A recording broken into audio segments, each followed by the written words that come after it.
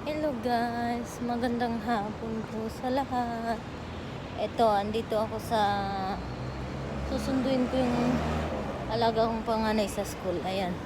Dito ako namaybay kasi ang init na dun sa kabilang side. Oh.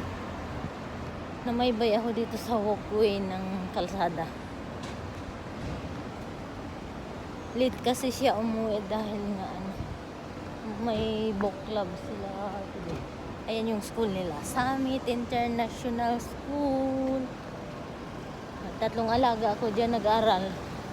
Yung bunso, KG1. Yung pangalawa, lalaki is grade 4. Yung panganay is yung grade 6. Graduating na yan. Summit International School. Sa kabilang gate ito, yung gate nung KG sa kabilang side. Dito yung gate dito sa kabilang side para mga estudyante hindi mag-stampede at saka paglabasan kasi sa daming estudyante para hindi sila magsiksikan at magtutulakan sa isang gate. Ayan, iba rin yung gate sa bus at iba yung dito yung gate pagka yung dismissal ng mga bago mag 3 o'clock pag Monday to Wednesday.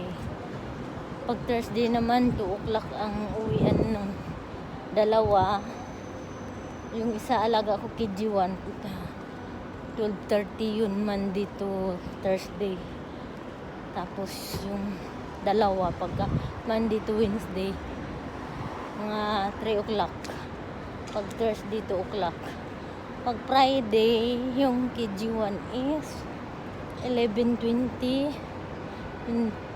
Yung kalagitnaan, yung pangalawa is 11:40 at yung panganay is 11:50. Magkasunod. Hindi sabay-sabay.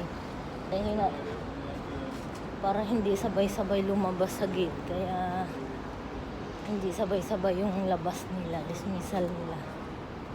Dito na yung school. Pupunta ako sa reception kasi doon ko hihintayin yung alaga ako. Tsaka mainit na oh. Bukas daw may bagyo pero tingnan mo ngayon ang tindi ng init. Mayroon daw masama daw panahon bukas, may bagyo at may ulan. Kaya ewan ko ba't ang tindi ng init. Papasok na ako sa loob.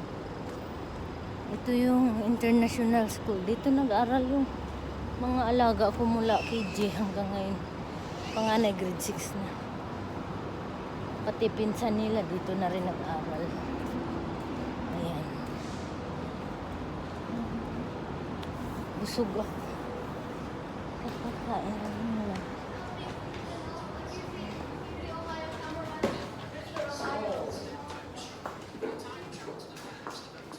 Hello. I need to pick up Sarah Trajano. Book club. Not yet. What time is?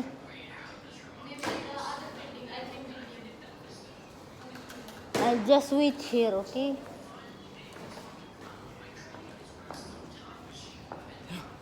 Yan guys.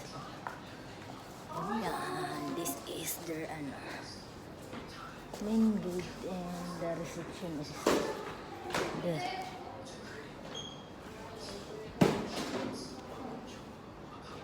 Almost Ramadan. Here,